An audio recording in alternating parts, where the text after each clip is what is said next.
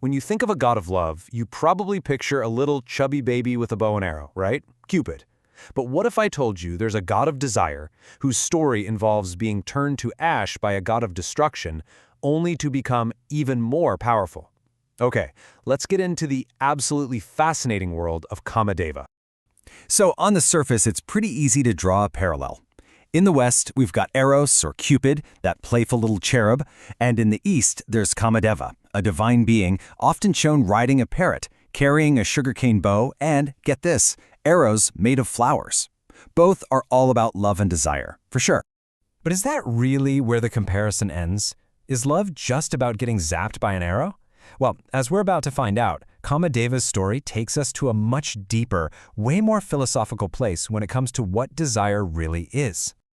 To really get to the heart of this god, we have to start with his name, because in Indian philosophy, Kama means so much more than just lust or physical attraction. In fact, Kama is seen as one of the essential goals for a well-lived life. So yeah, before we can wrap our heads around the god himself, we've got to understand the incredibly powerful idea he represents. And that brings us to this crucial concept, Purushartha.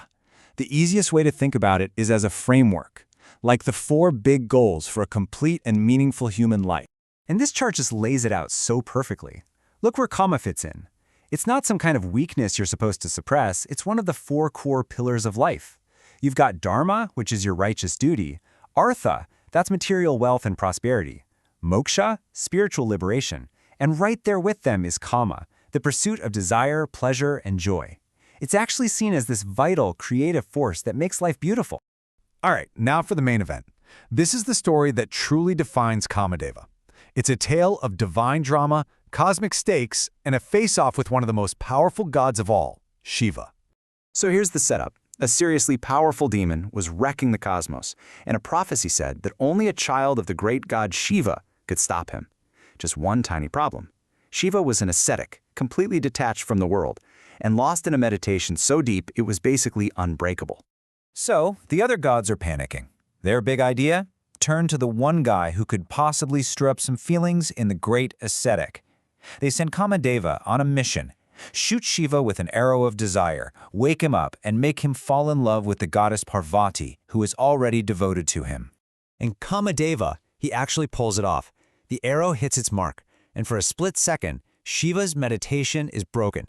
But when he realizes he's been tricked, that he's been manipulated by desire, he is filled with an absolutely terrifying rage.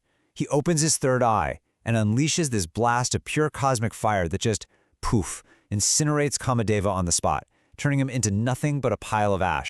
But, and this is the most important part, even though his body was destroyed, his essence, his power was not. From that day on, Kamadeva became known as Ananga, which literally means the bodiless one. His physical destruction gave him a new, much more profound existence. It's this incredible symbol that real love, real desire, it isn't a physical thing. It's a feeling, an invisible force that exists everywhere. Okay, so let's dig into his tools, because this is where the story gets even richer. Every single part of Kamadeva's whole setup is just packed with symbolism that reflects the beautiful, complicated nature of love. And the symbolism here is just, wow. His bow isn't made of wood, it's a stalk of sugarcane, which represents the mind and the sweetness of desire. The bowstring? A line of humming honeybees, a perfect metaphor for how love can also bring that bittersweet sting of pain. And he rides a parrot, which stands for the tenderness and the things we say when we're in love.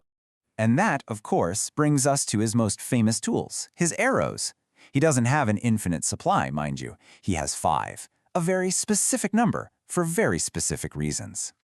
These 5 arrows are each tipped with a different flower, and they're designed to pierce our 5 senses and kick off different stages of desire. First, you have the lotus flower for excitement and attraction. Then the Ashoka flower, which entraps the heart. The mango flower intoxicates the mind. The jasmine causes everything else to kind of wither away.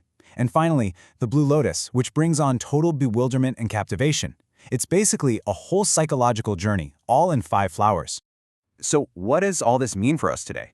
I mean, where is this bodiless god of desire now? Well, his legacy isn't in some distant heaven. It's woven right into the world all around us. By losing his physical form, Kamadeva became omnipresent. He's no longer a person you can point to, but a feeling you can experience anywhere and at any time. You know that saying, love is in the air? Well, for Kamadeva, that's literally true. I love this part. Ancient texts actually list his favorite hangouts. He's said to live in the beauty of the spring season, in a gentle breeze, in the fragrant scent of sandalwood, in the song of a cuckoo bird, and, so poetically, in the expressive eyes of women. He exists in everything that delights our senses. And the story doesn't just end with him being this invisible force. After Kamadeva's wife, Rati, pleaded with Shiva, the great god promised that Kamadeva would be reborn. And he was. He took physical form once again as Pradyumna, the son of the divine couple Krishna and Rukmini. It just goes to show that this force of love endures in both the seen and the unseen worlds. So, the story of Kamadeva leaves us with this incredible, expansive idea of love. It's not just a feeling between two people, but a fundamental sensory force that makes the entire world beautiful. And that kind of leaves us with one final thought.